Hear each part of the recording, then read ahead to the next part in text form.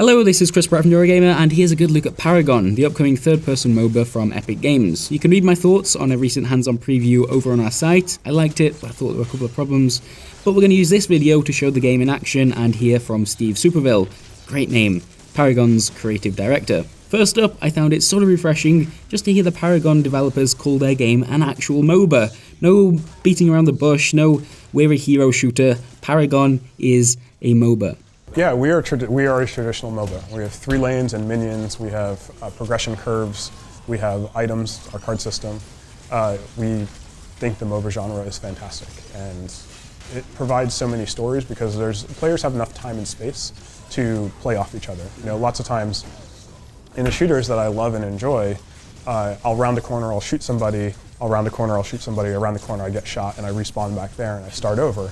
And there's not a whole lot of interaction between players. Sometimes we are in the same place doing the same things, but we don't feed off each other. And MOBAs have this fantastic story building action where I see a team fight happening. As I approach, I'm already planning what I'm going to do because I understand my abilities as a hero, I understand the abilities of the heroes who are in the fight, and people survive long enough for me to say, this is my moment. This is when I'm going to teleport in and I'm going to trigger my ultimate. And if I pull it off right, we can win this team fight and go and win the game. Now, as you can see in the top left, this is alpha gameplay. So what are the team currently working on right now?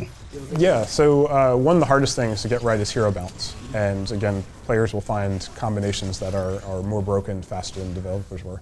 And so at any given moment, the players in the online tests are roughly 3 days behind what developers are, so they're basically right on top of us. They find something that's a broken combination with a particular shooter character or range character, as an example. We make some balance changes, we reintroduce it. One of the most interesting things, though, is watching how the community learns the game, because we'll not make a change to a particular hero, and their win rate will fluctuate just based on how the community is learning how to play that character. Clearly, regular updates are important. Does launching on a console as well as the PC make that kind of regularity more difficult to accomplish? Well, I mean, there's always a challenge then when you add a platform. The challenge just grows, but Sony's been great. We were getting through our cert processes as quick as we can.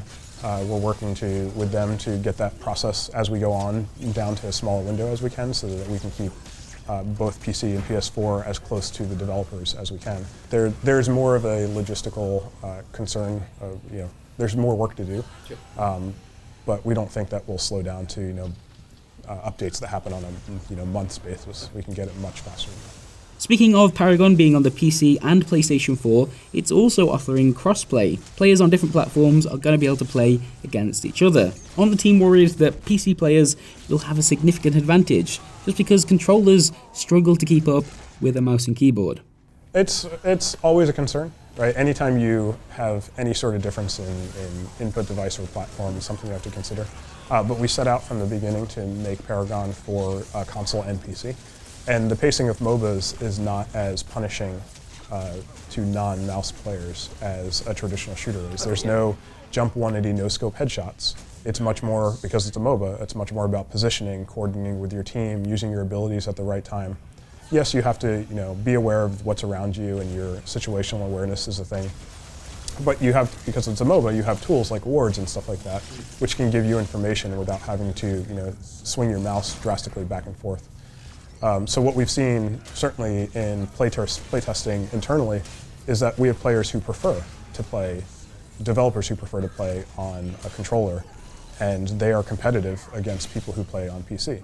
And a lot more of their skill-based ranking with MMR and stuff like that is determined by their knowledge of the game, and their coordination, and their strategy, and their understanding of their character, than it is the snap decisions that they make.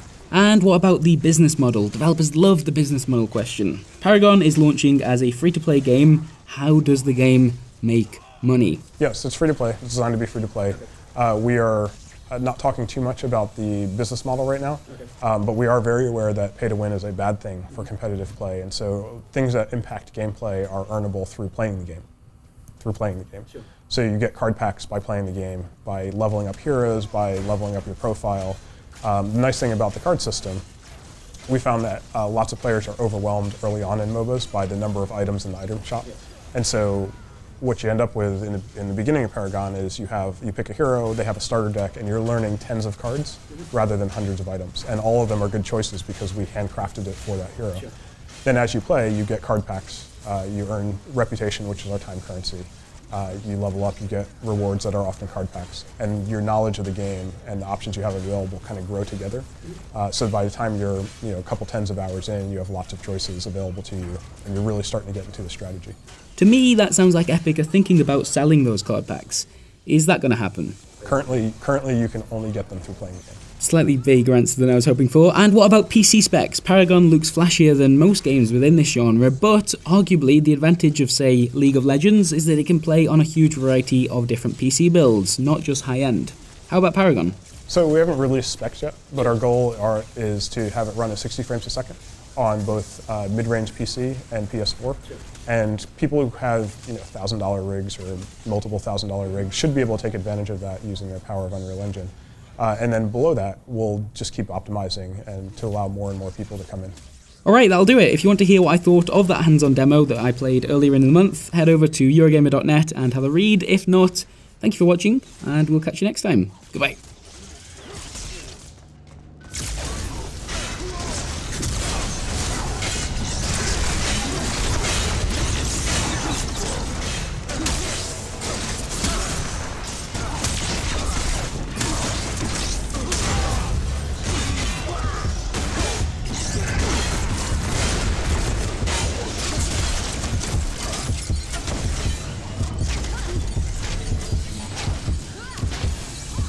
Enemy has been slain.